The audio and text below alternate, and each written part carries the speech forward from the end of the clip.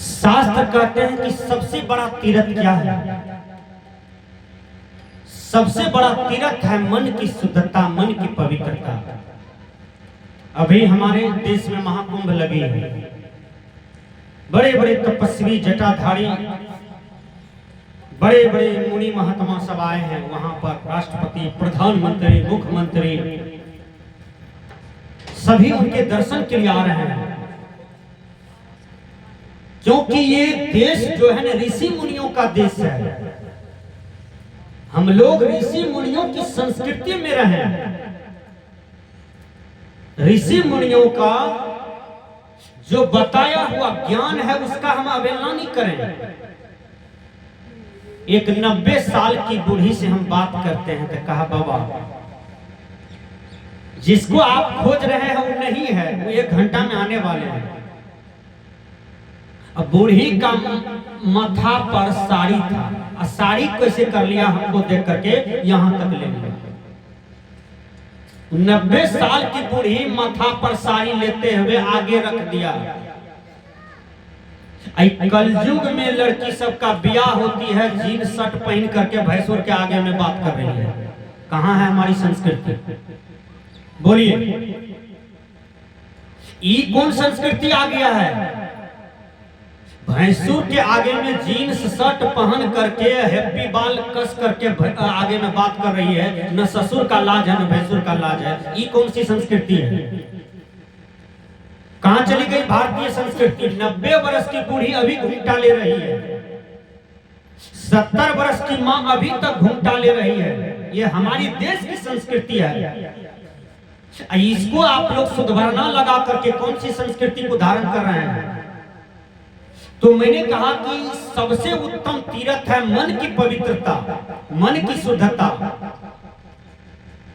हमारा मन जो बिखराव है समाज में, विषयों वृत्ति में, भोग वृत्ति में, पंच प्रपंचों में, उस मन को हम केंद्रित करें। मन यदि चोरी करने के लिए जाता है तो उस मन को समझाइए, ए मन तुम चोरी करोगे, किसी का खीरा लोगे, किसी का रसून उखाड़ लोगे, किसी का प्याज लोगे, किसी का गाय चोरी कर लोगे, किसी का बकरी ये खा जाओगे। आदमी बकरी भी चोरी करके खा जाता है, आदमी पठा भी चोरी करके खा जाता है। हमारे आश्रम के बगल में ऐसा बड़ घटना घटता है, विचार कीजिए। आदमी क्या क्या नहीं करता है, अज्ञान में कुछ से कुछ कर बैठता है। उस मन को कहिए, तुम जो चोरी करते हो तो चोरी का परिणाम क्या होगा? कोई भी आदमी चोर को माला पहनाता है फूल का, और चोर को प्रणाम करता है, चोर को चरना अमृत उतार के पीता है, नहीं श्रद्धा पटेगा, कहे लगेगा बेकार आदमी है, चोर है। झूठ बोलने वाले को लोग क्या कहते हैं? लबड़ा।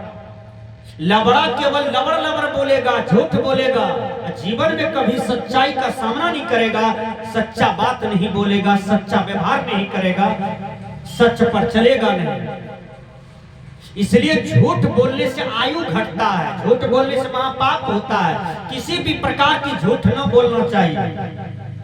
झूठ हानि करता है आप ही के जीवन को, इसलिए झूठ बहुत बड़ा खराबी पहुंचाता है। संत कहते हैं चोरी झूठ।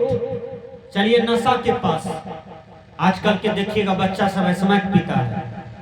बच्चा सब 9 वर्ष का लड़का, 10 वर्ष का लड़का, 12 वर्ष का लड़का स्मैक पीता है। जवान लड़का दारू शराब पी के गाड़ी चला रहा है।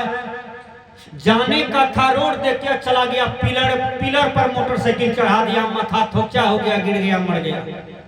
ये कौन कर रहा है? हमारे देश के युवक। नशा क्या है? दारू और शराब का।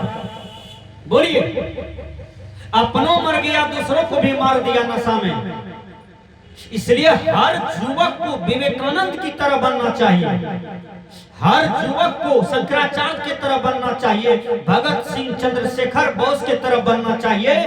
अपने जीवन से नशा का लत हटा देना चाहिए। पंडित श्री राम शर्मा आचार्य जी कहते हैं कि जो बना नशा का शिकार उसका उजड़ा घर परिवार। गुरु महाराज तो यहां तक कहते हैं कि चाय भी नहीं पीना चाहिए। आप लोग चाय पीते हैं? पिए में मीठ लागे छे या कप गिलास पिए छे बिस्कुट घोर घोर कर। ऋषि मुनियों ने कहा राम नाम लड्डू गोपाल नाम घी हरि नाम मिश्री घोर घोर पे। किसने कहा था? आप ही के पूर्वज कहा था ऋषि मुनि। हम लोग क्या कर दिए हैं इसको कलयुग में? राम नाम केक गोपाल नाम टी हरि नाम मुर्गी का अंडा फोर फोर पी। ये कलयुग में हो रहा है। विचार कीजिए, राम नाम लड्डू, राम के नाम पर हर आदमी लड्डू खाइए। आपका ऋषि मुनि महात्मा बतला रहे हैं, आपके गुरु बतला रहे हैं। राम नाम लड्डू गोपाल नाम घी, घी भी खाइए, दूध खाइए। क्या जरूरी है मांस मछली खाने का? लेकिन खाते हैं तो धीरे धीरे त्याग कर दीजिएगा। रणबीर बाबा की बात मान लीजिए। हे भैया, किसी का हार हड्डी मत खाइए। जैसा आपका देह में हार हड्डी है उसी तरह से सबके देह में हार हड्डी मांस है।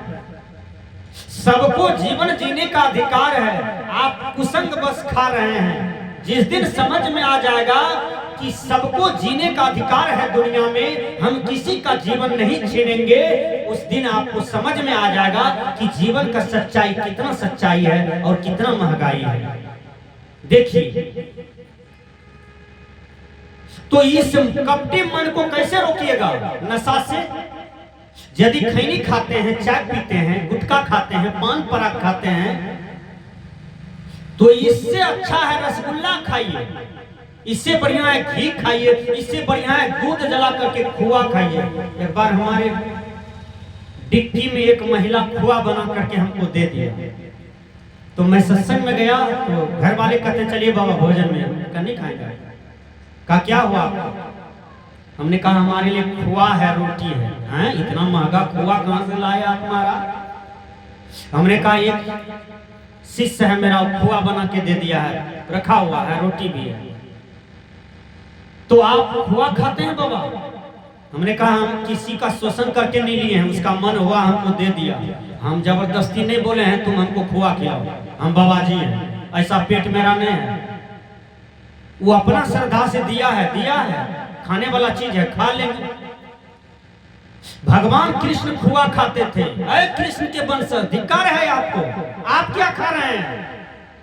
भगवान कृष्ण दूध पीते थे 2 किलो 2.5 किलो। पीजिए ना 2 किलो 2.5 किलो, कोनो बीमारी आपका देह में नहीं रहेगा। दूध खाइए। कहते हैं दुग्धम युक्त क्षीर भोजनम, दूध युक्त भोजन जो होता है वो अमृत के तुल्य होता है। इसलिए तामसी भोजन नहीं करना चाहिए, बढ़िया वैष्णव का भोजन कीजिए। जो भोजन महात्मा गांधी खाते थे, कृष्ण भगवान खाते थे, गुरु महाराज महर्षि मिहि बाबा खाते थे, शाही बाबा खाते थे, संतसेवी बाबा खाते थे, धर्म स्वरूप बाबा खाते थे, अभिलाष बाबा खाते थे, दादू बाबा खाते थे, दरिया साहब खाते थे, तुलसी साहब खाते थे। वह भोजन आप लोग भी खाइए। आप लोग तो उन्हीं के वंशज के हैं। कहते हैं आहार शुद्धो सत्व शुद्धि, सत्व शुद्धि ध्रुवा स्मृति, स्मृति लंबे सर्वग्रंथ नाम विप्रमोक्षा। इस कपटी मन को रोकिए। कैसे रोकिएगा? एक बार बीरबल की बेटी चली गई बादशाह के पास। कहा हजूर मैं अपना पापा को खोजने आया हूं। पापा श्री कहाँ है? कहा पापा श्री तुम्हारा चले गए हैं कहीं पर। कहा है बीरबल की बेटी तुम्हारा एग्जाम है, हमारी बकरी को पेट भर दो, आधा राजदान में दे देंगे। कहा दीजिए बकरी को, हम पेट भर देते हैं। बकरी को ले गया बीरबल की बेटी, अपने दरवाजे पर जोड़ दिया खुट्टा में। बकरी को हरी हरी घास दे दिया।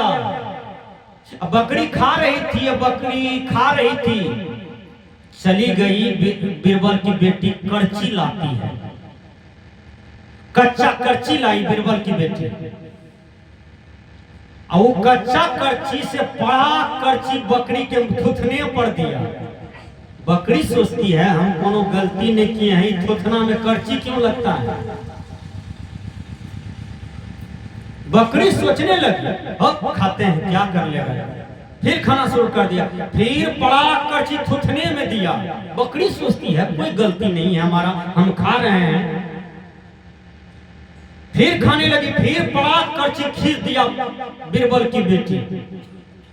फिर सोचती है भाई हमारी कोई गलती नहीं, ओ ये हरी घास जो खाते हैं इसलिए करछी लगता है, नहीं खाएंगे नहीं थुथना फूलेगा और नहीं मार खाएंगे। देखिए वही हुआ, हरी घास को त्याग दिया बकरी। बीरबल की बेटी 3 रोज तक खुट्टा में बांध दिया हरी घास। देखे ना बकरी भागना शुरू कर दिया है, खाएंगे तो थुथने में लगेगा करछी, नहीं खाएंगे हैं, नहीं खाएंगे। 3 दिन के बाद उस बकरी को ले गया राजा साहब के पास का। राजा साहब हम बकरी को पेट भर दिए हैं। कल क्या है तो पेटम पेटासी लगेना छे, बकरी के पेट तो तौर में छे, केना भरल छे। कल तो टेब लीजिए। अब बकरी को जोर दिया बीरबल, 10,000 आदमी है, उसके सामने में हरी घास दिया, बकरी नहीं खाई। फिर हरी घास दिया दूसरे जगह ले जाके, नहीं खाई। कहा अरे कैसे तुम पेट भर दिया इसका जी। उसी प्रकार ये मन जो है बकरी है, इस मन को कितनों दीजिए गड़बड़ सरबर भोजन तो ये मांगते रहेगा। यही मन के चलते आदमी पान पराग, गुटखा, पुड़िया, एस्माइक, दारू, शराब, मांस, गांजा, अफीम, ये सब मन का खुराक है।